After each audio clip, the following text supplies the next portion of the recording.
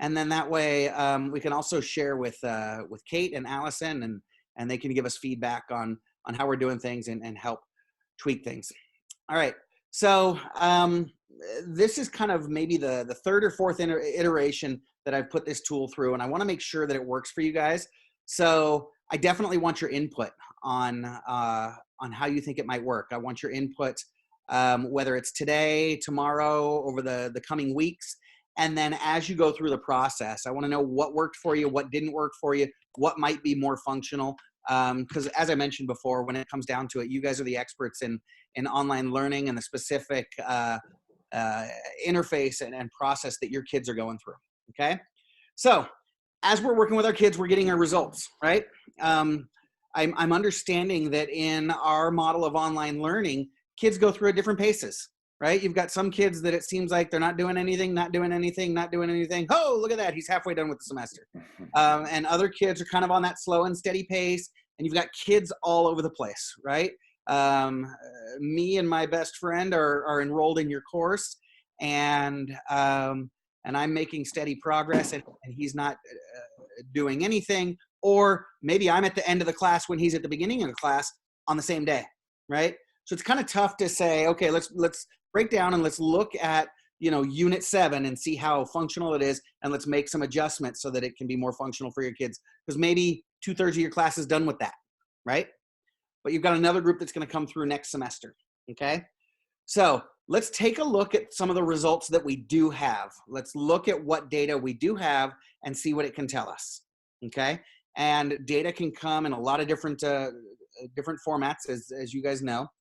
I'm going to suggest a couple, and then I also want to leave it wide open to the data that you guys think would be most influential. So first, we've got kind of the basics. We're gonna fill in, facilitator here. That kind of, I'm not going to go through all of that, but fill in the grades that you're looking at. You might choose for this round, you might choose to work with one grade. You might choose to work with all of your grades. I teach 4th through 12th grade. And the subjects that you taught, and the month or the date. This is just going to be the period of time that we're looking at right now. Okay. So for example, right now we might be looking at February 2020. Okay. And that's just the snapshot in time. I realize that you're getting data from your kids from all different portions of your course. Okay. But this snapshot right now, we're looking at learner assessment data for the month of February. Okay. So you would want to put that in there, okay? When we talk about data analyzed here, I'm going to propose that we take a look at the MAP assessment, although David knows that last night I discovered a huge hole in that boat, right?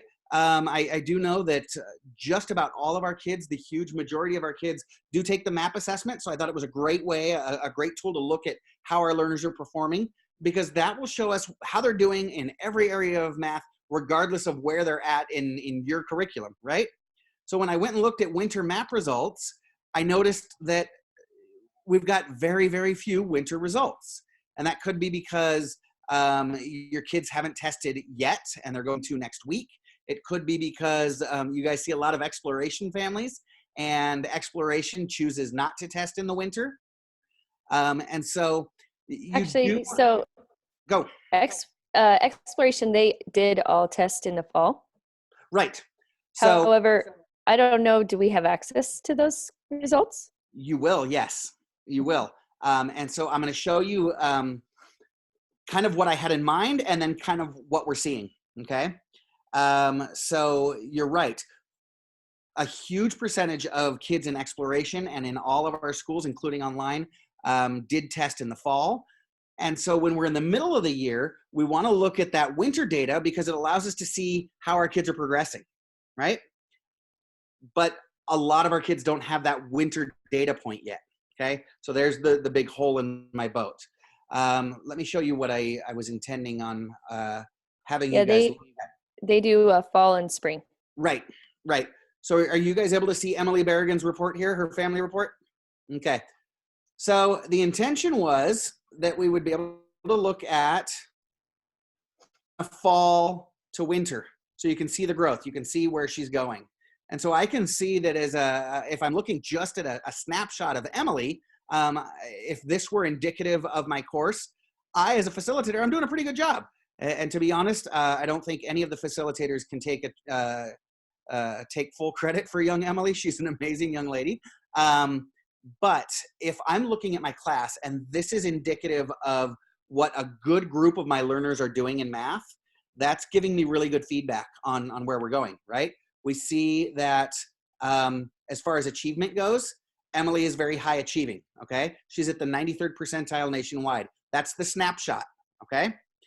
And then when we look at growth, we see that she's showing average growth. She's at the 50th percentile as far as growth, okay? As a family, if we wanted to drill down, we'd say, well, she was already really high. There's so much higher she can go, okay? But this, being able to look at multiple touch points with the same data coming in allows us to see not only current levels of achievement, but then levels of growth, okay? Because you will see kids that are performing very high, but are showing low levels of growth. And the opposite is also true. You'll see kids that are performing low, but have high levels of growth, and everywhere on that kind of two-dimensional scale, okay? So when we start looking at our kids as a group, we can see what's going on. And we can also drill down to on different types of strands to see where they're performing well and where they're not, okay? And there's a bunch of different reports that we can pull to demonstrate that. Now, as I mentioned, that hole in my boat is what we typically see in online at this midpoint, right? So we have a kid here whose last touch point was winter of 2019 and then fall of 2019, okay? So for whatever reason, they didn't take anything at the end of the school year last year. And like Mandy said, we've got a test event in the fall that shows us that the child is performing rather high, but then we don't have growth from fall to winter, okay? That's fine if I had this kid in my class, if Abigail was in my class last year and continues with me this year, then I can start taking a look at the growth data, right? But if she wasn't, and I've just got that fall data, it tells me where she's performing, but I don't have a whole lot of feedback on how she's doing with me and with my course. Does that make sense? Until when we get to the end of the school year, we can see how it went, but then she's done. Now, that does provide us very valid information on our own practice. So I can take a look at Abigail's fall and spring data and see how I did throughout the school year as an educator, and then I can implement changes for the following school year. We do like to have those 3 touch points throughout the year, just because by the time we get those 2 touch points for Abigail, she's now moving on to another course. And in some cases, that might mean she's heading back into the on-site course or what have you, okay? Does that make sense? So what I've done is I've downloaded some reports that look similar to this for you guys. Unfortunately, as I said, most of them are similar to Abigail in that we only have 1 data touch point so far. So what I'm gonna suggest is that we perhaps use, let's say I'm looking at a course where most of my learners are similar to Abigail. We've got a fall data point and nothing else to compare it to. So what we might want to do is say that for our data, we're looking at fall map scores. And what other data point might you guys have? Do you guys take unit tests or how do you gather data on your kids as they're progressing through your course before you get to the end point?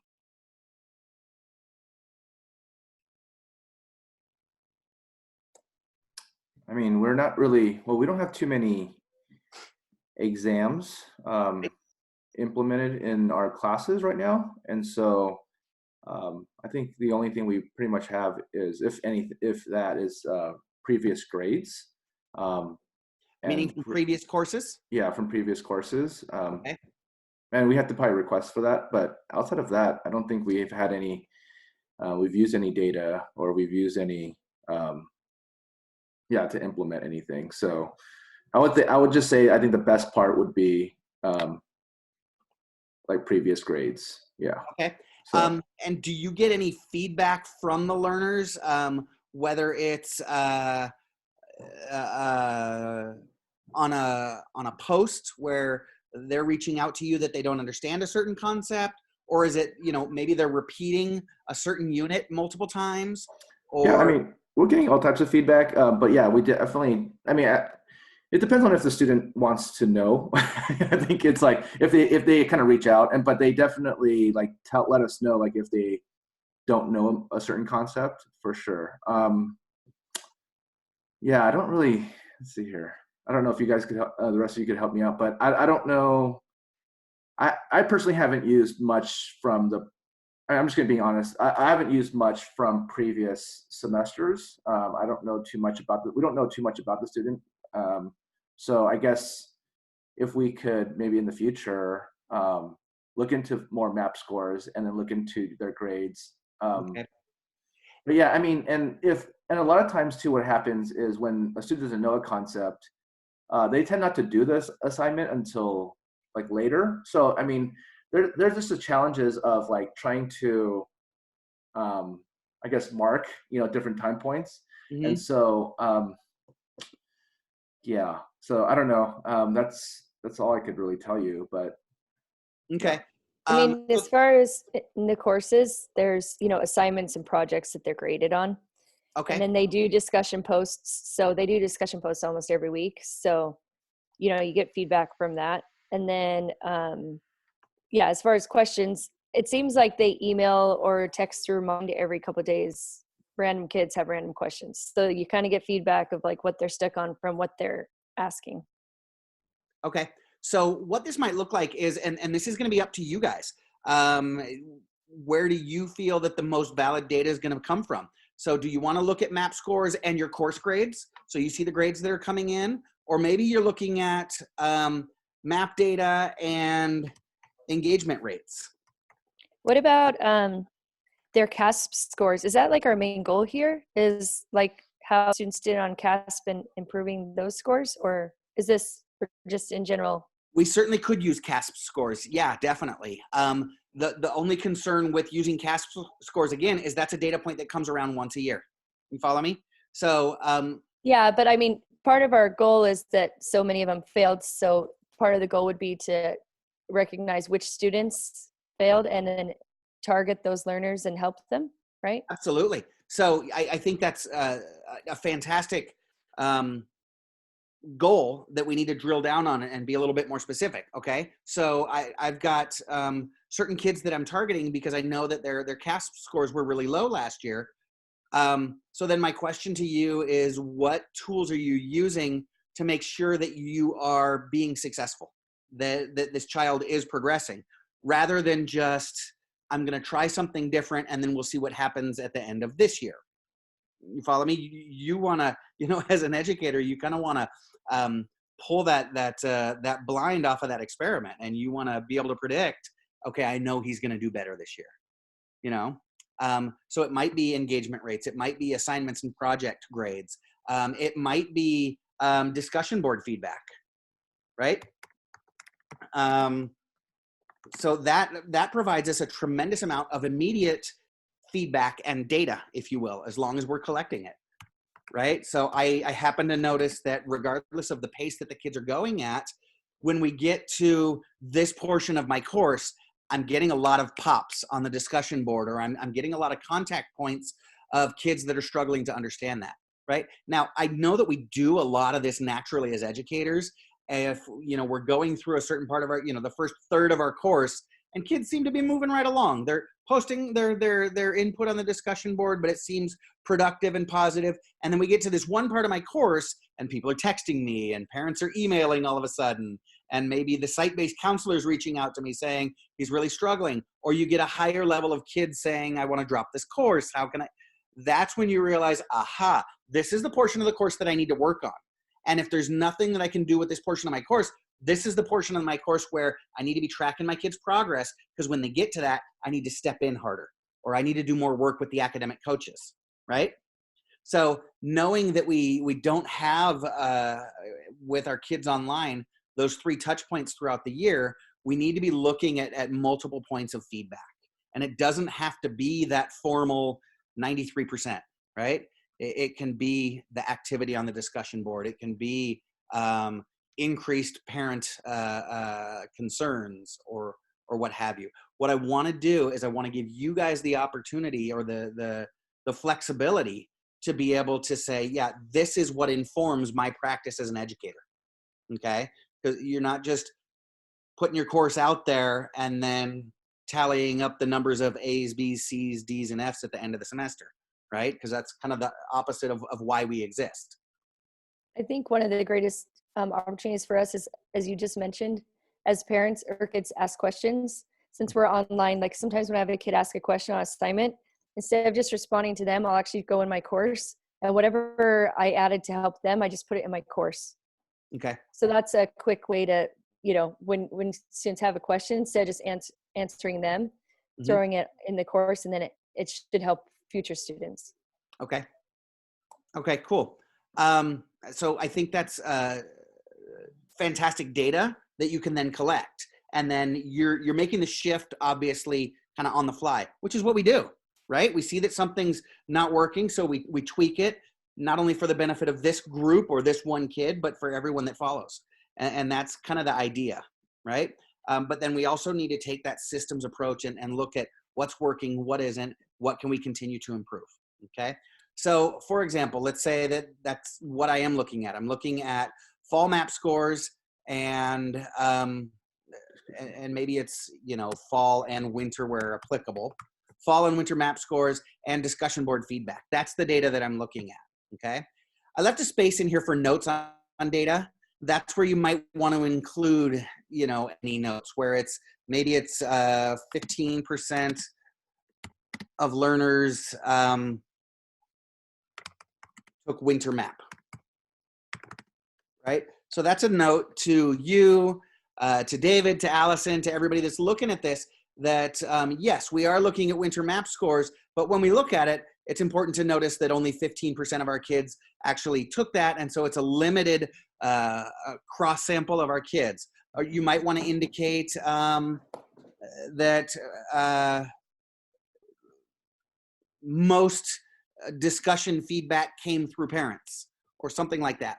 Okay, just any kind of notes that you want to put on there that helps you remember and others understand what's going on with the data that you're looking at. Okay, so when you're looking at data, you start to develop those, you start to develop statistics, right? And you're going to have your outliers, but you do notice commonalities. And as I was going through this, I'm a big guy on quotes. I like to include quotes on things, and that's my way of kind of standing on the shoulders of people that are really a lot smarter than me.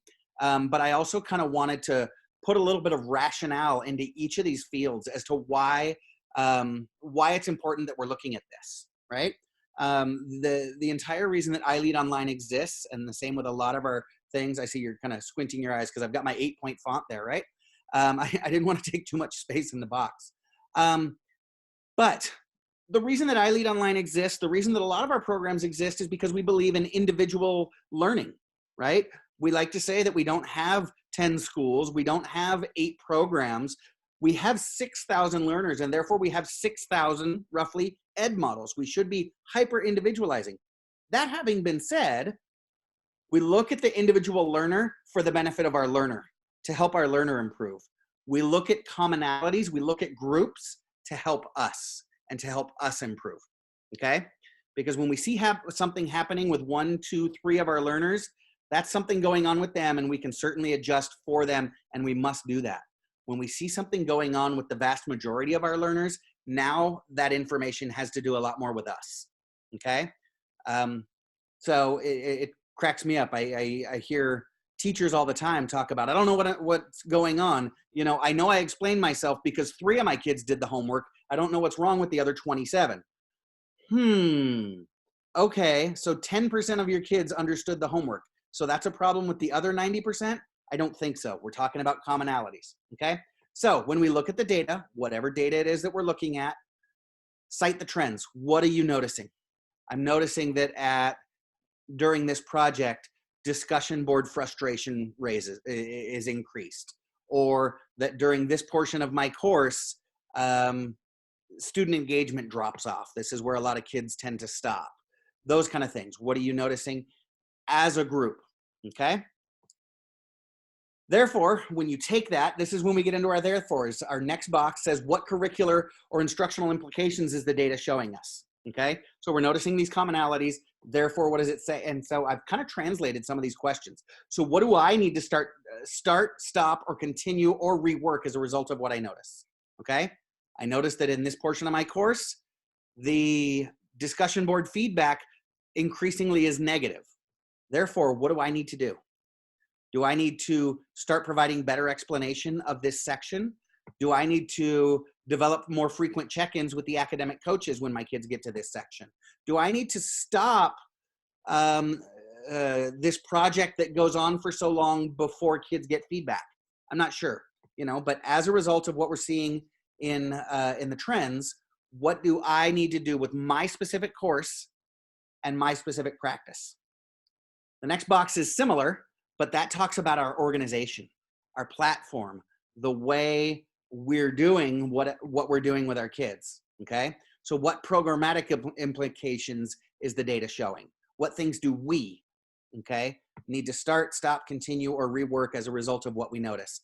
And this is where your conversations with your department start, okay? I've noticed that kids really struggle because this is a very theoretical concept and I don't have the opportunity to put manipulatives in their hand or, you know, what have you. So what types of things do we need to, again, start, stop, continue, or rework as an organization, as a platform? This is just the reality of online learning, is that I can't get to whatever this is as an educator, right? So how can we simplify the process? How can we enhance the process, right? Now that might not be you.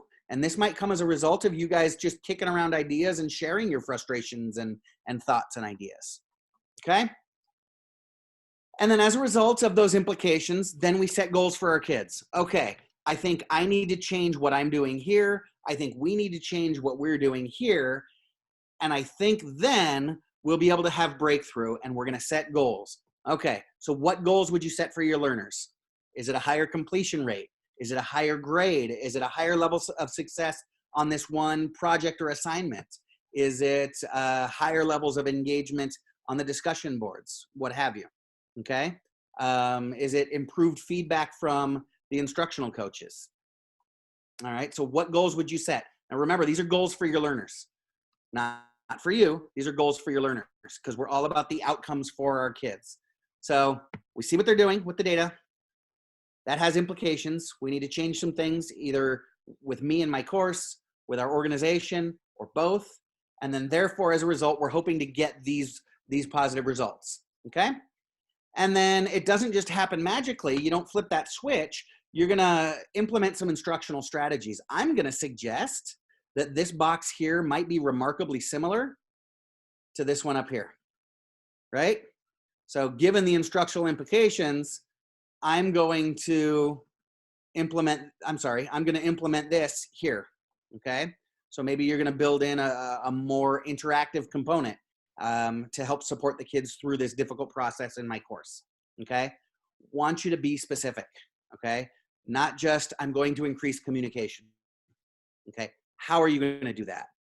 Reach out on a bi-weekly basis with my kids. I'm going to, as soon as they get here, step in and hold a live discussion with kids that are in this window. I don't know.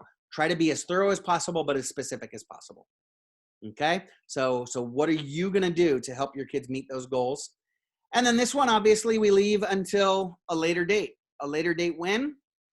Maybe next month, maybe in a couple of months, maybe at the end of the semester, when you guys are ready to come back and look at the data. You set your goals. When will you know whether or not you met your goals? Once you have that place in time or that spectrum, come back and reflect on your goals. What were the results? Did you meet the goal? To what degree? 72% of my kids passed this course. As where in the past, it was in the 50%, you know, that kind of thing. So you've rolled out your plan, evaluate your results. And then you can see if we were taking this piece of paper or this document, you would actually kind of roll it in a circle and tape it together, right? Because once you see your results, what have you got? you've got a lot more data, right? So it might be good, might not be so good. You take that data and you roll it back up here. What are the commonalities we found in our data? What are the implications, right? What goals are you going to set? What strategies are you going to implement? And then what data did you get there? Okay. So how do you feel that a process like this would work for you guys? And by you guys, I mean the success of your learners. If we're looking at data this way, do you think that this could help support you in improving the overall success of your learners? Yeah, I mean, of course. So how do we get to the data? I was just curious, how do we get to the data, the map data? So what I'm going to do, and that's a good question. I've got a bunch of these types of reports here that I'm pulling for you. I'm going to put them in a Google Drive, and I'm going to share all of your learners with you. And then I'm going to share everybody's folder with David. Okay. So you're going to have that, but then remember, a lot of the data that you're accessing is going to be the data that you already have access to, whether it's engagement, levels of frustration, course completion, grades on assignments and projects, those kind of things. Okay. Matt, you know, am I asking, because we get so many different types of learners here. And I don't know, I just wanted to ask you, like, what your experience is with map data, because I mean, even online, I mean, we're getting the student who tells us, hey, this course is too easy for us. And then we get the student who's saying, you know, this is like the hardest class ever, you know? And so we're trying to find that happy medium, but it's really difficult to kind of please everybody here, you know? And I know we're trying to do options and everything, but what is your experience, I guess, in iLead in general? I mean, because I know you're working with multiple sites. Do you see that trend kind of happening? And is it like I can imagine like it just being such a like huge, So I'm here. let me help clarify. Are you saying that if as a facilitator, I'm analyzing the data of my kids, Yeah. I'm getting a bell curve that looks a lot like this? Yeah. Yeah, exactly. Right? Okay. Yeah. So yeah, that's essentially, it's funny. That happens in our classrooms all the time as well, Yeah, right? right. We get kids that are all over the place. So, so what you do is you then step in and provide a little bit more support. I'm going to go ahead and stop sharing that. Sure. A little bit more support to some of the kids as needed. It's kind of, you step in harder with those kids. Now, it may, you've got to flex depending on the kid. What it may look like is, okay, we're going to drop this course and enroll you in this course. You know, so I tell you what, I'm looking at your map scores. Yeah. I'm looking at your first couple of assignments, and they tend to be consistent. You might be in the wrong math course. Right. If that's not the case, and I get that, you know, sometimes you'll get the response to that of, well, my dad says I'm in the right math class. Yeah. Right? Okay, we're going to work on that. Obviously, now you're starting to develop, again, a scatter plot that's a little bit more scattered. I would encourage you as to, when you're looking at your practice, you're looking at your course, you look at those, the statistical commonalities. Okay. I know you're going to have a lot of outliers on either end, and you work with them almost as a separate group. Okay. So you might want to either respond, let's say, in 3 different ways. So in looking at the data, I'm seeing that a good cohort is doing this, another cohort is doing this, and another cohort is doing this.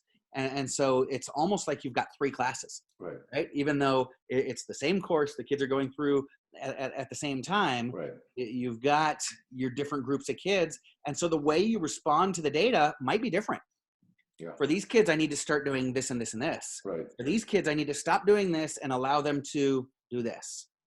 Okay. Makes sense. And I think, I got to tell you, I think if people started seeing that type of analysis of your data, they'd be doing backflips. Wow. You know, David's really recognizing that he's working with 25 different individuals, even though they're all in Algebra B, Right. and he's working to address their needs as individuals, but he's also working on improving himself as a math teacher that can work with the lowest of the lows, the highest of the highs, and the guys right.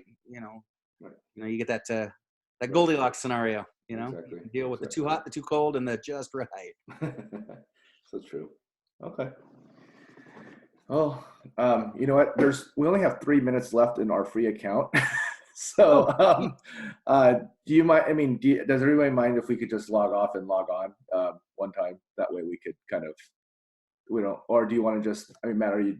But you know what? Okay. How about unless you guys need to take me longer, I don't want to take up more of your time than necessary.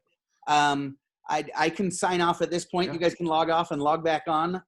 Let's do that. And like I said, it will be, I'm going to ask you guys to give me about 24 hours, but what I'm going to share with each of you is going to be a Google folder that has all of the map data for your learners. And that's Perfect. going to be throughout your courses. They're going to be filed by last name. And then I'm going to include a document in there, and it's going to be a copy of that data analysis document that I shared. Perfect. And then you guys feel free to make as many copies of that document as you need. That'll Okay. be yours, and you keep working on that. Sounds All good. right. Thank you so much. That was really Thank helpful. you.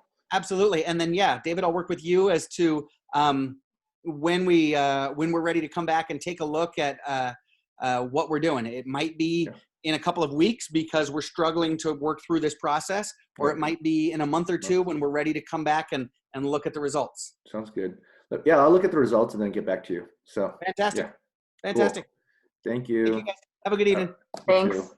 Bye. Yeah, so just click on that same link, just log off and log on, and then we'll come back. Okay.